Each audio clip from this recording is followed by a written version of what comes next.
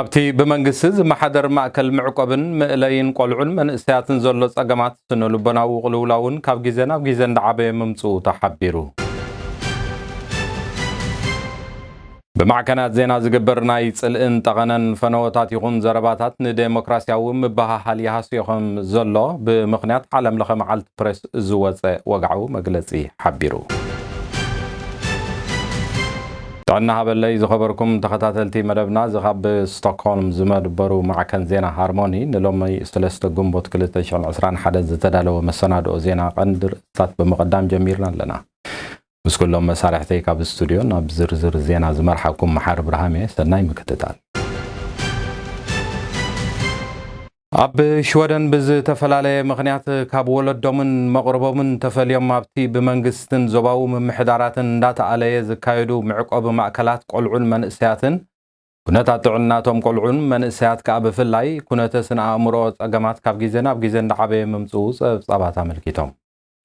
መሰረት ጸብጻብ ሬድዮ ሽወደን እቶም ኣብቲ ምእለይ ቦታ ዝእለዩ ቆልዑን መንእሰያትን ብዝተፈላለየ ማሕበራዊ ሕቶታት ኣብቲ ቦታ ከም ዝመጹን ካብ ግዜ ናብ ግዜ ከዓ ኣብ ጭንቀት ስነ ኣእምሮን ነውፅን ከም ዝሰቀዩ ተፈሊጡ ኣሎ። ዋላ እኳ ብመንግስትን ዝምልከቶም ኣካላትን ነቲ እንዳዓበየ ዝመፁ ዘሎ ኩነተ ስነ ኣእምሮ ናይቶም ቆልዑን መንእሰያትን ምፍታሕ ጻዕሪ እንተተገብረ ኣኻሉ ኮይኑ ከም ዘይተረኽበ እዩ እቲ ጸብጻብ ሎሚ ዝወፀ ኣመልኪቱ። መንግስቲ ንኣገልግሎት ክታበት ዝውዕል ተባሂሉ ናብ ሃገር ካብ ዝኣተወ ብዝሒ ዘለዎ ክታበት ኣስትራዜኔካ ኣስታት 1 ሚልዮን ብልቃጥ ዝበፅሕ ንዓለም ለኻዊ ማዕከን ኮቫክስ በመልክዕ ሓገዝ ከም ዘበርክት በዓል መዚ ኣህጉራዊ ምትሕግጋዝ ኣፍሊጡ። እዚ ዝወሃብ ዘሎ ሓገዝ ክታበት ነቲ ኣብ ዓለምና ኣጋጢሙ ዘሎ ለበዳን ሳዕቤናቱን ንምዕጋስ ኣብ ዝተፈላለየ ኩርናዓት ዓለም ንዘሎ ሕፅረት ክታበት ንምቅላል ተባሂሉ ከም ዝኾነ እቲ በዓል መዚ ሽወደን ሓቢሩ ኣሎ። ኣቐዳሚ ኣቢሉ ዋና ዳይሬክተር ውድብ ዓለም ጥዕና ዶክተር ቴድሮስ ኣድሓኖም ሃብታማት ሃገራት ምዕራብ ብሰንኪ ዘራእይኦ ንዓይ ጣዕመኒ ስስዐ ኣብ ዓለም ብፍላይ ከዓ ኣብ ድኻታት ሃገራት ዓብዪ ሕፅረት ክታበት ከም ዘኸሰተ ሓቢሩ መንባሩ ይዝከር። ኣብ ዞባ ቀርኒ ኣፍሪቃ ዘሎ ኩነታት ሓድሽ ምዕባለታትን ብተደጋጋሚ ወተሃደራውን ፖለቲካውን ምዕባለታት እንዳመዝገበ ይቕፅል ከም ዘሎ ዜናዊ ጸብጻባት ተዛሪቦም። በዚ መሰረት ፓርላማ ሃገር እንግሊዝ ኣብ ኢትዮጵያ ንግጭት ትግራይ ሓዊስ ካብቲ ሃገር ኣብ ኩሉ ሸነኻት ዝላባዕ ዘሎ ጎንፃውን ዕጥቃውን ቃልስታት ስለዘስዓበ ተፈጢሩ ዘሎ ምቅትታል ህዝቢ ደው ኢሉ ሃገራዊ ዝርርብ ክጅመር መንግስቲ እንግሊዝ ዲፕሎማስያዊ ምንቅስቓስ ክገብር ተባይቱ ኣዚዙ ኣሎ። ብዘይካዚ እቲ ብስም ምኽባር ሕጊ ተባሂሉ ናብ ቁሉዕ ውግእ ኮይኑ ዓብ ሰብኣዊ ቅልውላው ኣስዒቡ ዘሎ ውግእ ትግራይ ደው ኢሉ ፖለቲካዊ ፍታሕ ክናደየሉ መንግስት እንግሊዝ ከም መርገፂ ክሰርሓሉ በተባይቶ ተላኢኹ ከም ዘሎ ተሓቢሩ። እዚ ከምዚ ኢሉ እንከሎ 5 ክብድ ዝበሉ መዝነትን ሽምን ዘለዎም ኣባላት ባይቶ ኣሜሪካ እቲ ኣብ ኢትዮጵያ ክግበር ተወጢኑ ዘሎ ሃገራዊ ምርጫ ንዓለም ለኻዊ ደረጃታት ፍትሓውነት መምዘንታትን ዘየማልእ ከም ዝኾነን መንግስቲ ኢትዮጵያ ቅድሚ ሳዕቤን ዘለዎ ምርጫ ምክያድ ኣብቲ ሃገር ዘሎ ፖለቲካውን ጸጥታውን ጸገማት ክፈትሕ ከም ዘለዎ ተሓሳሲቦም። ከም ዝፍለጥ ሕብረት ኤውሮጳን ምርጫ ኢትዮጵያ ተዓዘብቲ ከም ዘይልእኽ ከም ዘፍለጠውን ይንገር። ካብቲ ዞባ ከይወፃና መንግስቲ ኢትዮጵያ ነቲ ከም ሓርጭ ተበቲኑ ይኽብል ከም ዝጠፍአ ዝኣወጀሉ ናይ ትግራይ ናይ ኦሮሞን ሓይልታት ከም ኣሸበርቲ ጉጅለታት ተባሂሎም ክስየሙ ዘቕረቦ እማመ ንብዙሓት የዘራርብ ከም ዘለውን ካብ ኣዲስ ኣበባ ዝተረኽቡ ሓበሬታ ኣመልኪቶም ኣለዉ። ብዝብዚ ተኣሳሰር ዜና መንግስቲ ሱዳን ኣብ ጉዳይ ህዳሴ ግድብ ብዝምልከት ምስ ኢትዮጵያ ኣትያቶ ዘላ ወጥሪ ብዝምልከት ብሚኒስትር ወፃኢ ጉዳይ ሃገር ዝምራሕ ልኡኽ ናብ መላእ ሃገራት ኣፍሪቃ ብምስዳድ ዲፕሎማስያዊ ምኽሪ ትገብር ከም ዘላ ካብ ካርቱም ዝወፀ ሓበሬታ ኣረድዩ። ወገን መንግስቲ ኢትዮጵያ ዝተዋህበ ግብረ መልሲ ብዛዕባ እዚ ጉዳይ ከም ዘይተረኽበ ግን ይግለጽ ኣሎ። ኣብዚ ተፈላለዩ ማዕከናት ዜናን ማሕበራዊ መራኸብታትን ዝግበሩ ጽልእ ዘለዎም ናይ ጸለመን ጠቐነን ትሕዝቶ ዘለዎም ፈነወታትን መስርሕ ዴሞክራሲን ምባሃልን ከምኡውን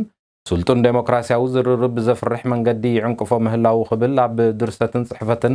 ናይ ዝነጥፉ ሰባት ምትእኽኻብ ዝኾነ ስዊዲሽ ፔን ብምኽንያት እቲ ሎሚ 3 ግንቦት ዝኽበር ዘሎ መዓልቲ ነጻነት ፕሬስ ምኽንያት ብምግባር ኣብ ዘውፅኦ መግለጺ ሓቢሩ። እቲ ማሕበር ኣብቲ ሎሚ ንንባብ ዘብቅዖ መግለፂ ከም ዘመልከቶ ኣብዚ እዋን እዚ ፖለቲከኛታት ኣብ ዓቢ ናይ ሕብረተሰብ ሓላፍነት ዘለዎም ሰባት ሓዊስካ ክሳብ ተራ ሰባት ብዝተፈላለዩ መንገዲ ዝፍንውዎ ዘለዉ ዝተፈላለዩ ትሕዝቶ ዘለዎ ናይ ጽልእን ጸለመን ፈነወታት ነቲ መሰረታዊ ናይ ምክብባር ሓሳብ ዝኾነ ዴሞክራሲያዊ ክብርታት ጥራይ ዘይኮነ ናይ ዘተን ምባህልን ባህል እውን ብዝኸፍአ መንገዲ ሃስዮ ከም ዘሎ ገሊጹ ብፍላይ ሓላፍነት ተሰኪሞም ዝንቀሳቐሱ ፖለቲከኛታትን ዝገብርዎ ናይ ጽልእን ጸለመን ቋንቋ ዘለዎ ዘረባታት መደረን ንምስፍሕፋሕ ጽልእን ምውላዕ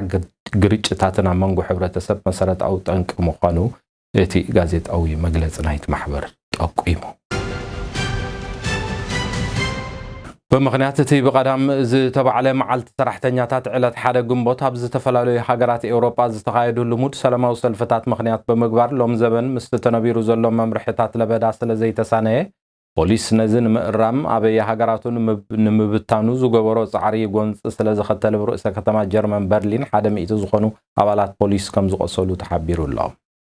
ብዘይካዚ ካልኦት ከተማታት ኤውሮጳ እውን ተመሳሳሊ ፍጻመታት ከም ዝነበረ ክፍለጥ እንከሎ እዚ ከምዚሉ እንዳሃለወ ከም በዓል ከተማታት ስቶክሆልምን ጎድኒ እቲ መዓልቲ ንመምርሕታት ለበዳ ዝቃወም ሰልፊ ከም ዝተገብረን ንዘሎ ሰባት ናይ ምእካብ ደረት ስለ ዝተሓሰ ከዓ ፖሊስ ነቶም ሰልፈኛታት ንምብታን ኣብ ዝወሰድዎ ስጉምቲ 4 ሰባት ብጥሕሰት ሕጊ ተኸሲሶም ከም ዘለዎ ካብ ፖሊስ ሽወደን ዝተረኽበ ሓበሬታ አመልኪቱ ብለበዳ ኮሮና ድሕሪ ምልካፍን ሰባት ካብ ሕማም ምስሓወይን ብልዕሊ ፍርቂ ካብቶም ዝተለኽፉ ዝተፈላለዩ ዓይነት ኣካላውን ስነ ኣእምራውን ድኻም ከም ዝረኣዮምን እዚ ከዓ ንንውሕ ዝበለ እዋን ከም ዝጸንሕን ሓደ ንብድሕሪ ሕማም ቫይረስ ኮሮና ምርኩስ ገይሩ ዝወፀ መጽናዕቲ አመልኪቱ እዚ ብዝተፈላለየ ክፍሊ ኣካላትናን ኣእምሮናን ዝጸንሐ ድኻምን ናይ ምርሳዕ ድኻማት ምስ ግዜ ዝጠፍእ እኳ እንተኾነ ድሕሪ መልከፍቲ ኮቪድ ዝረአይ ንቡር ተርእዮ ምልክት ከም ዝኾነ እቲ ብግሎባል ሄልሶ ዝተገብረ መጽናዕቲ አመልኪቱ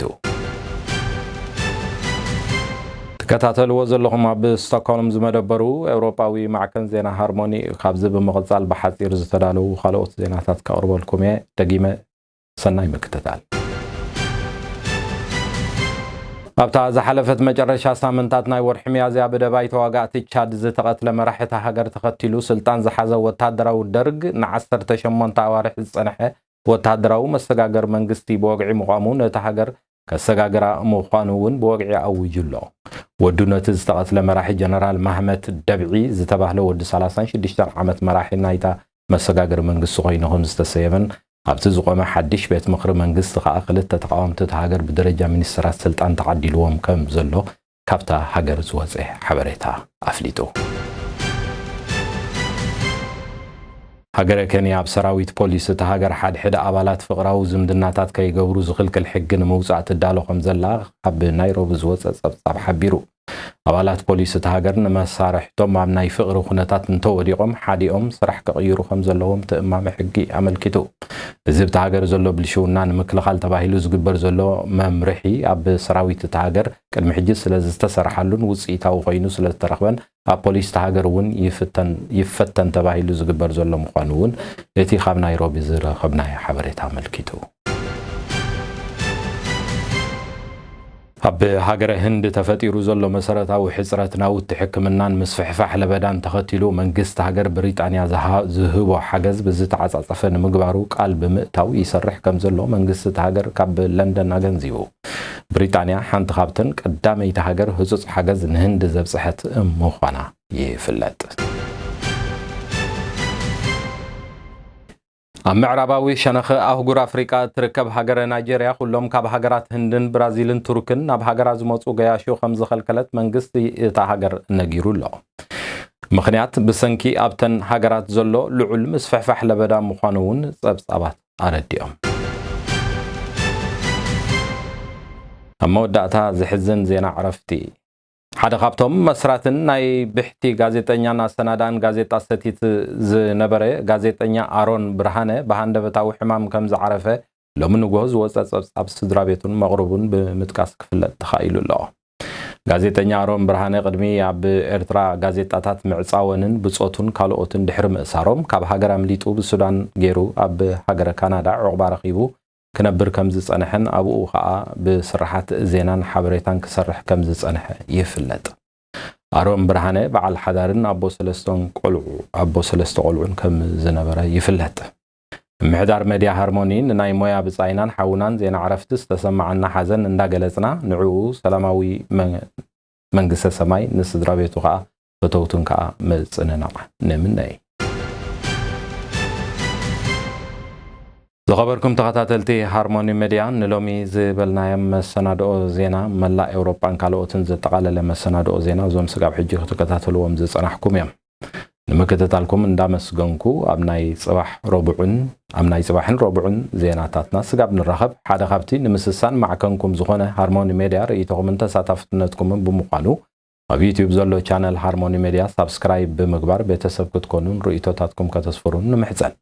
زي كازي اب فيسبوك بعبيقا اب دحره غصنا معالتاو ززرغحو حدشت زينان حبريتان زتفلالي صحفاتن كترخو سلازخونكم تساتفو حتتو رخوبنا صحفولنا دبلنا بز سكرين تصحيفو زلو ايميل ادراشنا بمغبار كتوكسنا كم اتخلو